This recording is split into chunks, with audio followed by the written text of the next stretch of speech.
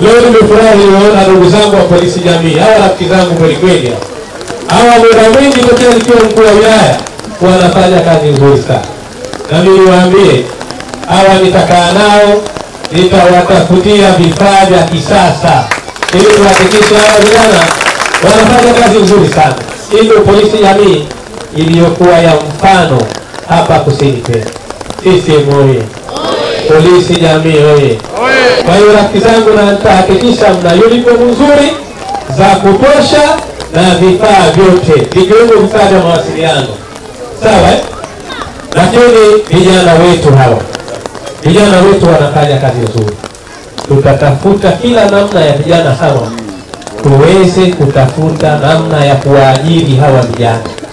Wale ambao watapata fursa ya kuajirika serikalini tutafanya hivi.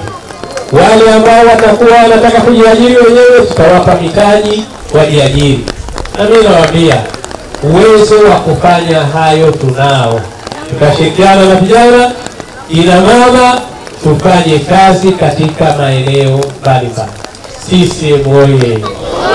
Mchakwe oye! Lakini tuna wazee wetu wale ambao wametimiza miaka 70.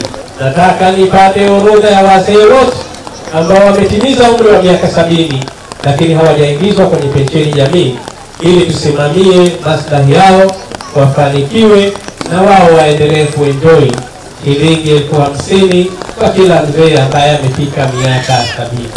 Kwa kweli kina mama wa Mchakwe, chagueni sisi muendelee kupata maendeleo. Niwaambie, ukichagua sisi umechagua maendeleo. Ukimchagua Dr. Mwinyi umechagua maendeleo. Ukimchagua Dr. Samia umechagua maendeleo. Ukimchagua Mheshimiwa Hija umechagua maendeleo. Ukimchagua ndugu Hemi umechagua maendeleo. Ukimchagua ndugu Naso umechagua maendeleo, na ukimchagua ndugu Ali umechagua maendeleo. Msichague vurugu. Hawa watu wamefilisika kisiasa na hawana uwezo wa kuwahudumia.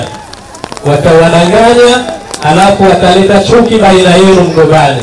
Bwana Mchakwe si wamoja sisi, si ndio? Bwana Mchakwe sisi ni wamoja, si ndivyo? Wataleta mgombane, umchukie huyu, ufanye hivi. Lakini tushirikiane, tushikamane, tuwe wamoja ili tuendeleze gurudumu letu hili la maendeleo.